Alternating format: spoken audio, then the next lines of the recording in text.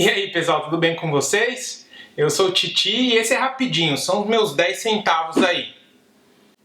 Bom, o assunto que eu tenho para falar hoje é da atualidade. Nós acabamos de ter o resultado das nossas eleições. Tá aquele fuso ainda nas redes sociais, eu espero que uma hora a coisa se acalme. Mas tem muita gente que tá usando a Bíblia Sagrada para falar que é Deus que coloca as pessoas no poder onde elas estão. Isso me deixa um pouco preocupado, porque aí a gente tá mexendo com coisa séria. A gente tá colocando Deus aí no meio do rolo. Antes da gente chegar no versículo que eu quero chegar mesmo, vamos ler o livro de Oséias. Que esses livros pequenininhos da Bíblia ninguém lembra de ler, né? Mas a gente vai ler. Oséias capítulo 8, versículo 4 diz assim: O meu povo escolheu reis sem me consultar e nomeou governadores sem a minha aprovação. Com a sua prata e com o seu ouro fizeram ídolos e por isso serão destruídos. Só aqui a gente já tem uma ideia boa lá no Velho Testamento ainda, de que muitas vezes até mesmo o povo de Deus escolheu reis para eles que não eram os reis que Deus queria que fosse. Que vamos parar para pensar e vamos falar a verdade aqui. Tanta pessoa malvada e mau caráter que já governou povos nesse mundo. Não dá pra gente em sã consciência acreditar que foi Deus que colocou esses caras no poder. Imagina se foi Deus que escolheu Hitler para governar. Imagina agora que foi Deus que botou o Estado Islâmico para botar terror lá na Síria e no Iraque.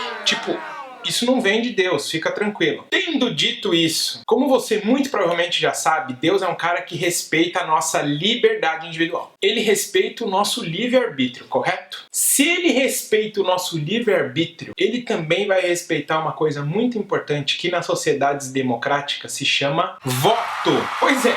O voto é a chance que eu e você temos de fazer uma escolha. Se Deus respeita todas as escolhas que eu faço, ele não ia respeitar o meu voto, não? O meu voto, mais o seu, mais o voto de todo mundo que vota para uma eleição, é isso que define o ganhador. Porque era só o que me faltava agora Deus começar a fazer interferência em resultado eleitoral. Mexer os numerozinhos para não dar o resultado que as pessoas votaram. Se as pessoas votaram bem ou mal, quem votou foi as pessoas. E o resultado reflete simplesmente isso. É sempre a pessoa que Deus quis que foi eleita no poder? Não, acabamos de ler em Oséias. Agora, de onde é que vem todo esse fuzuê? Esse fuzuê vem por causa do que Paulo escreveu na carta aos Romanos no capítulo 13. Principalmente o versículo 1, que fala assim: Obedeçam às autoridades, todos vocês, pois nenhuma autoridade existe sem a permissão de Deus.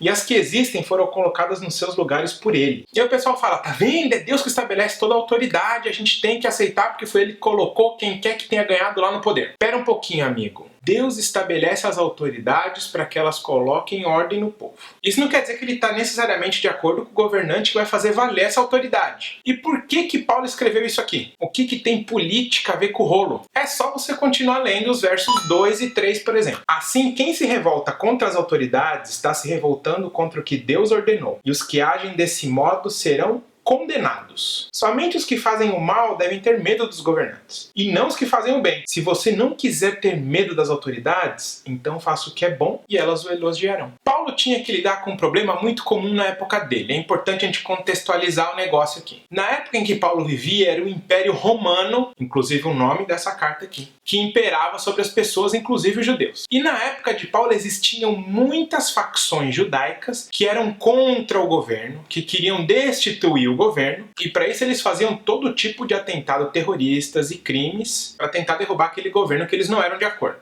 Paulo falou aqui, se você faz tudo certinho, você não precisa temer as autoridades. Agora, se você sair vandalizando tudo por aí, depois não fala que Deus é ruim, porque as autoridades estão aí para não permitir que você faça esse tipo de coisa que você quer fazer. Olha o que o mesmo Paulo fala lá na carta de 1 Timóteo, capítulo 2, verso 2. Se liga nisso. Orem pelos reis e por todos os outros que têm autoridade, para que possamos viver uma vida calma e pacífica, com dedicação a Deus e respeito aos outros. Deus quer que, independente do governante que esteja lá, você, de acordo ou não com ele, que você ore para que ele tome as melhores decisões. Decisões que vão ser boas para você e também para o seu próximo. Porque não adianta só olhar para o umbiguinho, não. Todo mundo tem que ser beneficiado com as decisões do governo. E ele detém autoridade que precisa ser respeitada, como Deus quer que a gente faça. Beleza, galera? Então é isso. Ficamos por aí, ó.